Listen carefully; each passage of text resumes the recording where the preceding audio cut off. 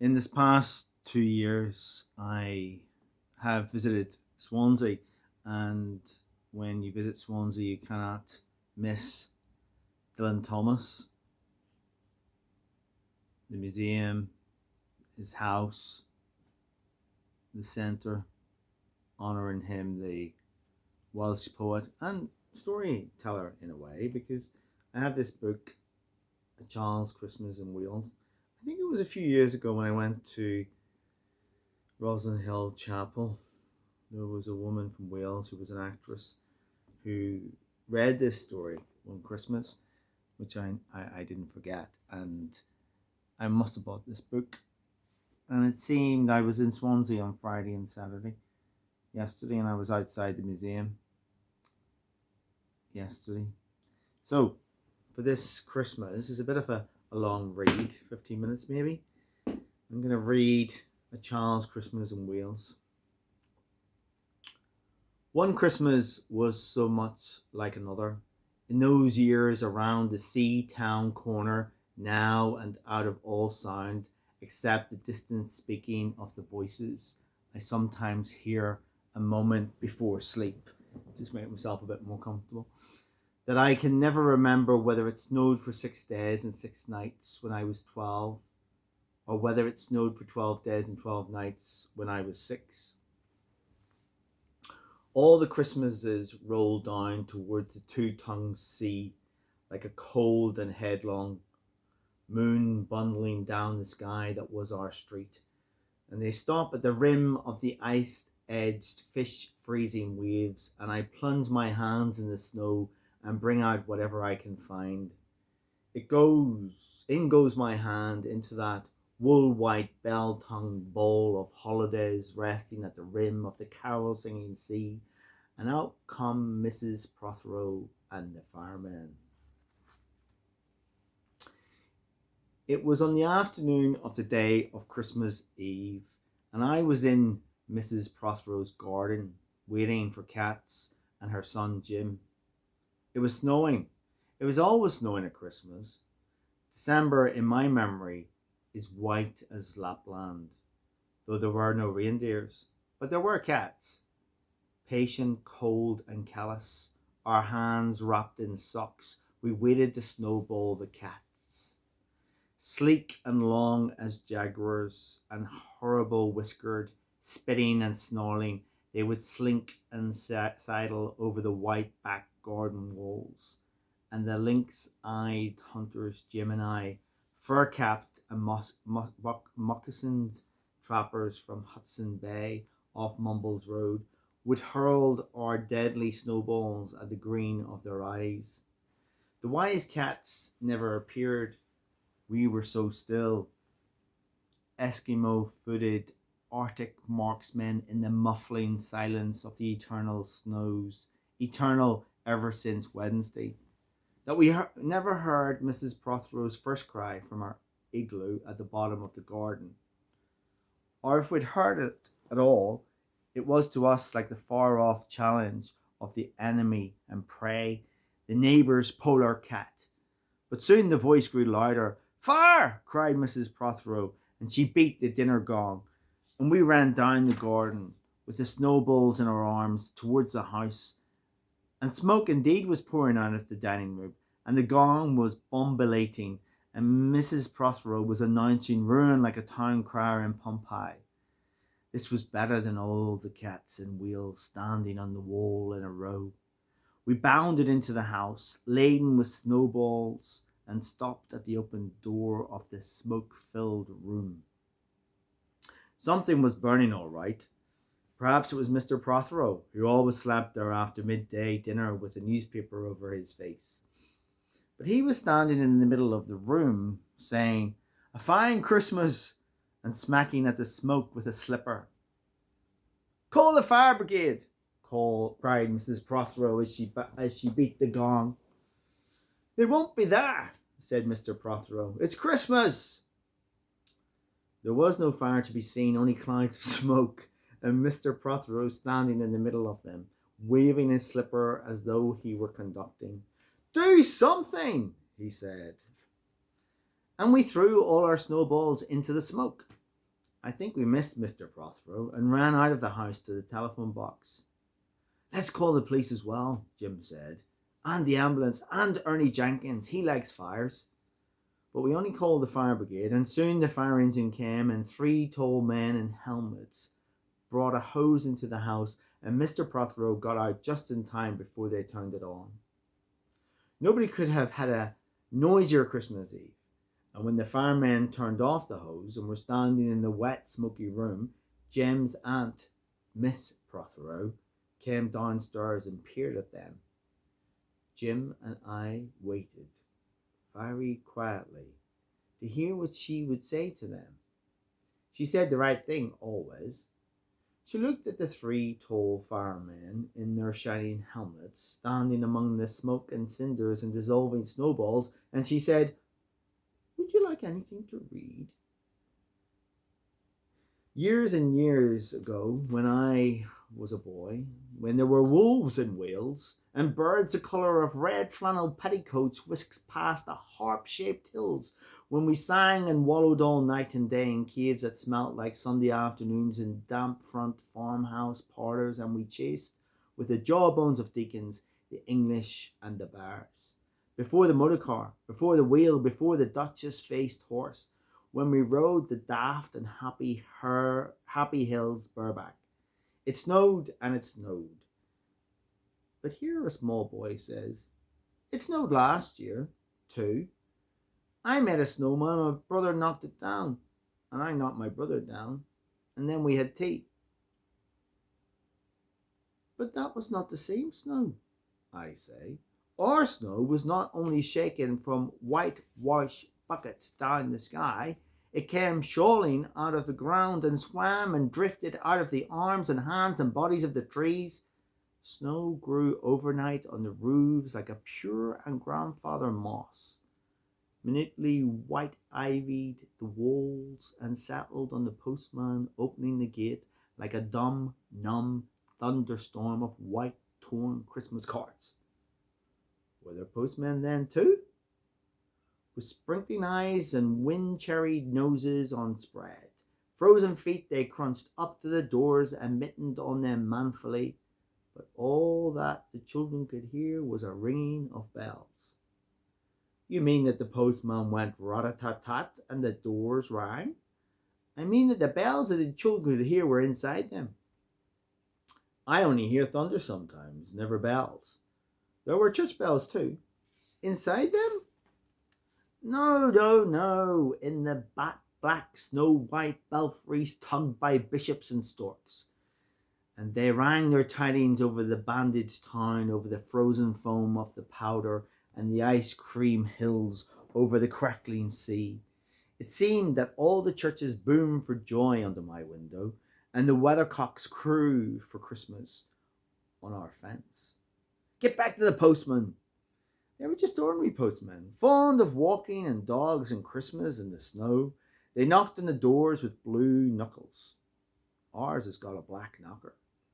And then they stood on the white welcome mat in the little drifted porches and huffed and puffed, making ghosts with their breath, and jogged from foot to foot like small boys wanting to go out. And then the presents. And then the presents after the Christmas box. And the cold postman with a rose on his button nose tingled down the tea tray slithered run of the chilly glinting hill. He went in his ice-bound boots like a man on fishmonger slabs. He wagged his bag like a frozen camel's hump, dizzily turned the corner on one foot, and by God, he was gone. "Get back to the presents." There were the useful presents, engulfing mufflers of the old coach days and mittens made for giant sloths, zebra scarfs of a substance like silky gum that could be tug-o'-war down to the galoshes, blinding tam-o'-shanters like patchwork tea cozies, and bunny-suited busbies and balaclavas for victims of head-shrinking tribes. For mans who always wore wool next to the skin, there were moustached and rasping vests that made you wonder why the ants had any skin left at all. And once I had a crocheted nose bag from an aunt now, alas, no long whinnying with us, and picturesque books in which small boys, though warned with quotations not to, would skate on Farmer Giles's pond, and did and drowned, and books that told me everything about the wasp except why. Go on to the useless presents.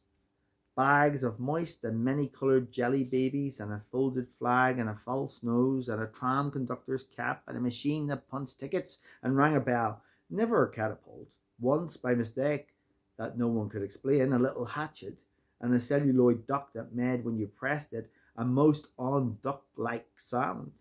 A mewing moo that an ambitious cat might make you wish.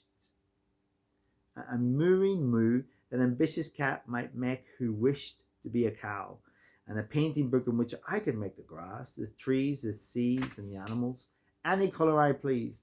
And still the dazzling sky blue sheep are grazing in the red field under the red rainbow-billed and pea-green birds.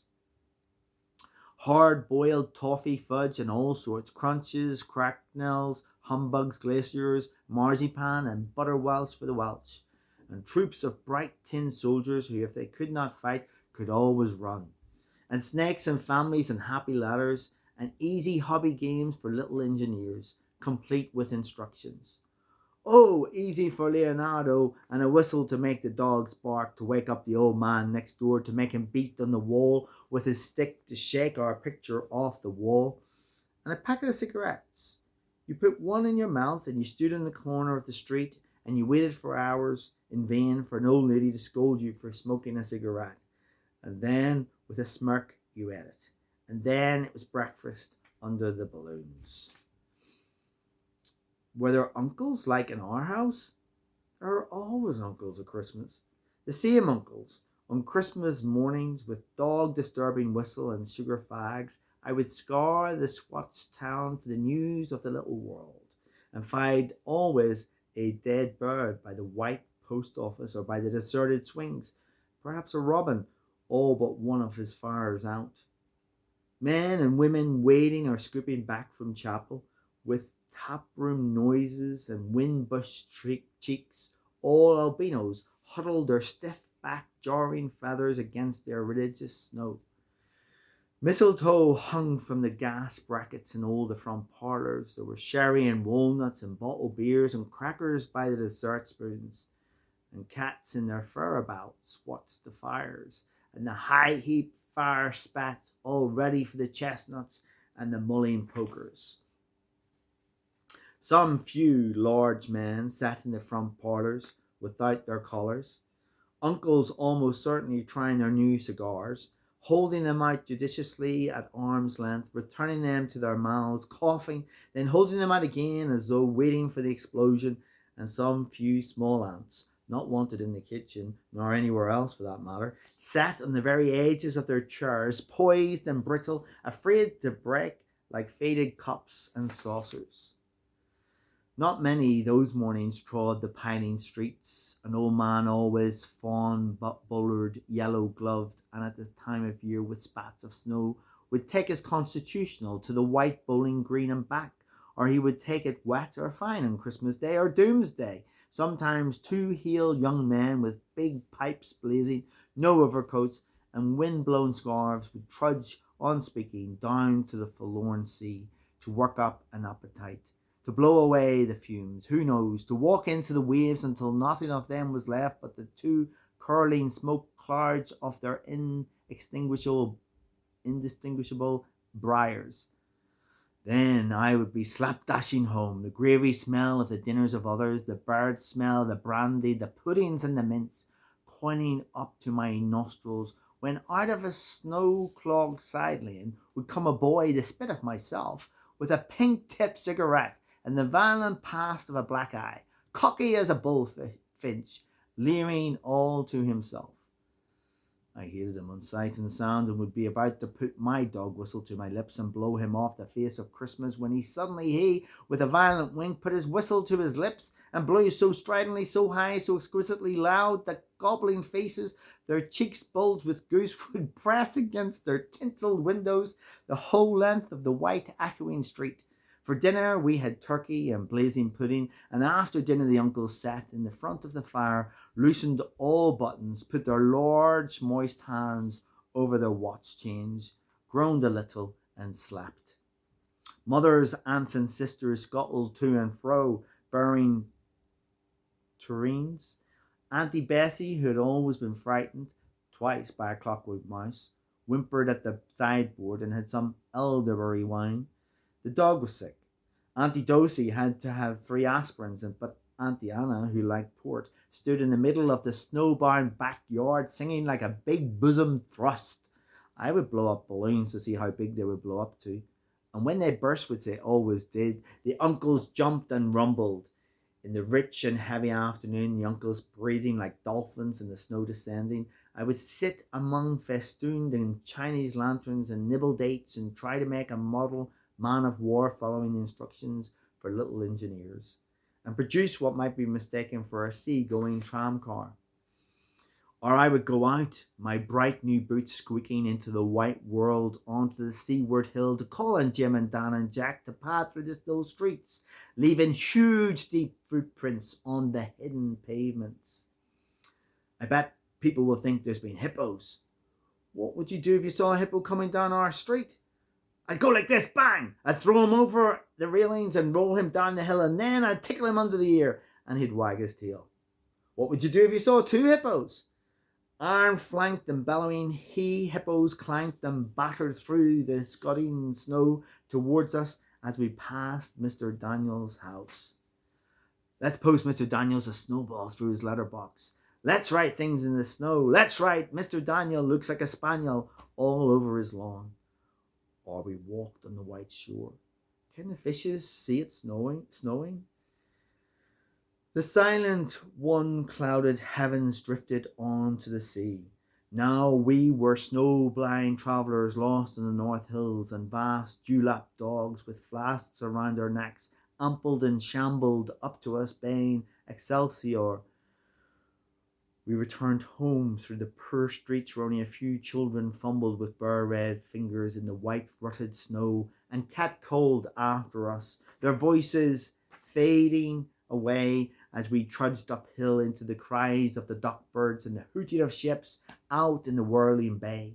And then at tea the recovered uncles would be jolly, and the ice cake loomed in the centre of the table like a marble grave.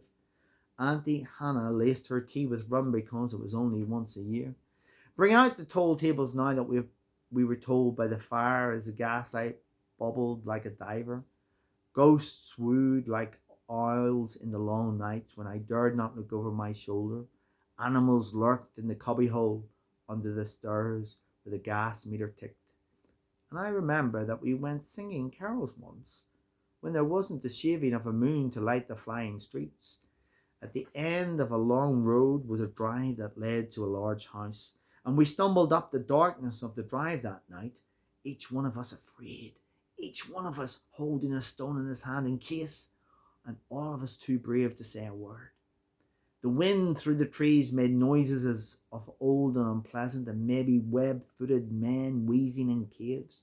We reached the black bulk of the house. What shall we give them? Hark the herald? No, Jack said. Good King Wenceslas. I'll count 3. 1, 2, 3. And we began to sing. Our voices high and seemingly distant in the snow fell to darkness round the house that was occupied by nobody we knew. We stood close together near the dark door. Good King Wenceslas looked out on the feast of Stephen. And then a small, dry voice, like the voice of someone who had not spoken for a long time, joined our singing. A small, dry, eggshell voice from the other side of the door. A small, dry voice through the keyhole. And when we stopped running, we were outside our house. The front room was lovely. Balloons floated under the hot water bottle gulping gas. Everything was good again and shone over the town. Perhaps it was a ghost, Jim said. Perhaps it was trolls, Dan said, who was always reading. Let's go in and see if there's any jelly left, Jack said. And we did that. Always on Christmas night there was music. An uncle played the fiddle, a cousin sang Cherry Ripe, and another uncle sang Drake's Drum. It was very warm in our little house. Auntie Hannah, who'd got on to the parsnip wine, sang a song about bleeding hearts and death, and then another in which she said her heart was like a bird's nest. And then everyone laughed again, and then I went to bed. Looking through my bedroom window, out into the moonlight and the unending smoke-coloured snow, I could see the lights in the windows of all the other houses on our hill, and hear the music rising from them up a long, steadily failing night. I turned the gas down. I got into bed. I said some words to the close and holy darkness, and then I slept.